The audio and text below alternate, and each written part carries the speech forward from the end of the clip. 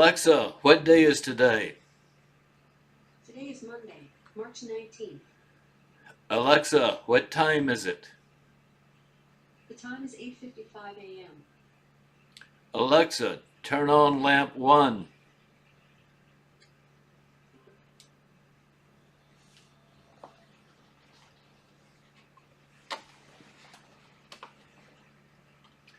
All right. I trust you've been following us along. This is the survival experience of Chinese dynasties.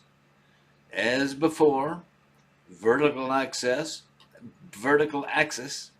is the chance that the dynasty has of surviving the next 50 years.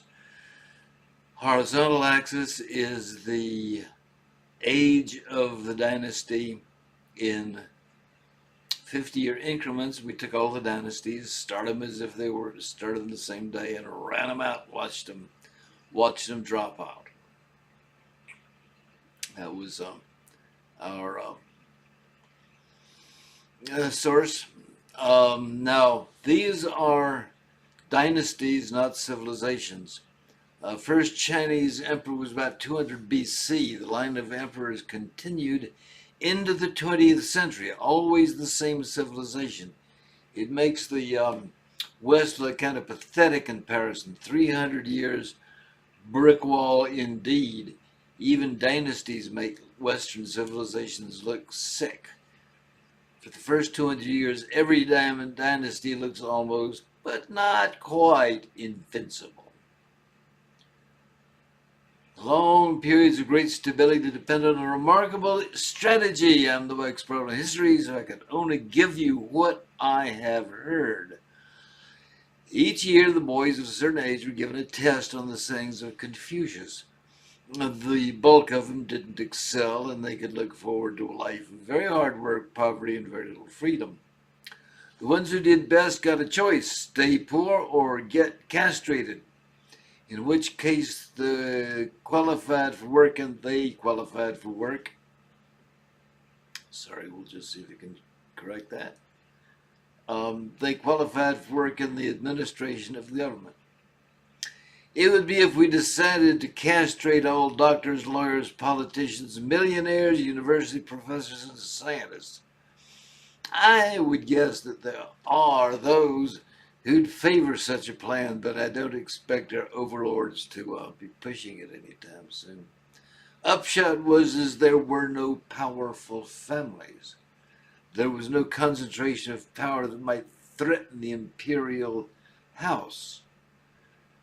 Then, over hundreds of years, over 100 years, they all collapsed. We'll go back to here. All right. First 200 years, the empires, almost every one that started out, made it the whole 200 years, and then splat.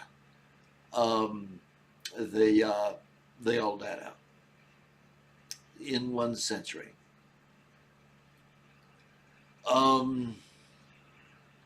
Let's see. So where were we? No powerful families. They all collapsed. Just one went a little past 350 years. What's going on? The imperial household presumably was exclusive but large. They married cousins all right, but that range of choice soon exceeded the critical number that can be supported. At the end, they all ran out of children, or ran out of a sufficient number of capable children, and the dynasty fell. Notice the notch just before the end.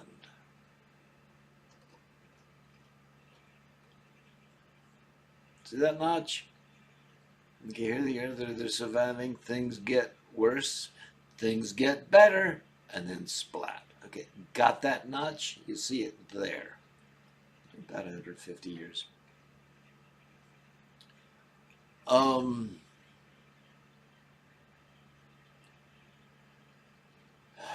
For about 50 years, the dynasty is somewhat more vulnerable. Then it recovers. Implicitly, this was a fertility crisis that passed. think a reasonable person, you could shout noise and it could be just statistical fluke.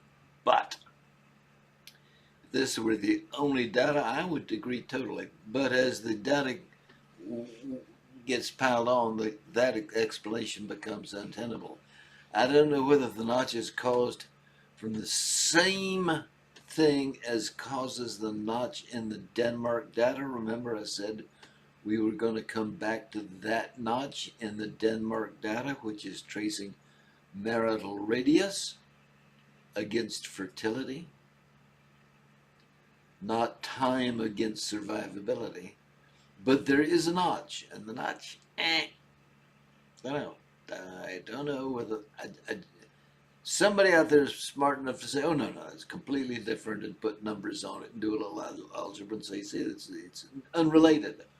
Or there's somebody out there who can do the algebra, put numbers to it, and say, yeah, it's the same notch. It's silly. I don't know which way it would go.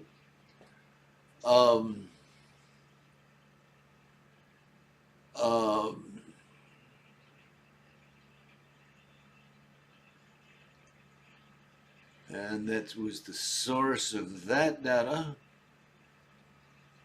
It used to annoy me a great deal, since it seemed to me that it violated the symmetry, the beauty of the Sibley curve. I don't know.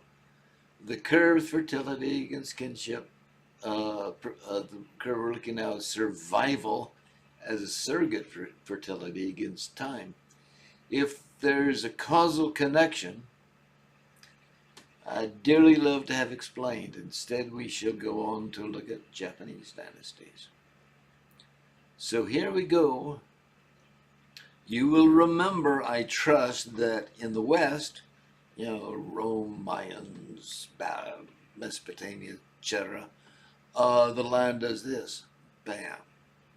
It starts out very high, just like the Chinese dynasties, but drops rapidly to about there, whereas the Chinese dynasties linger on before they collapse too. Now then, that's past 300, so somewhere between 300 and 350.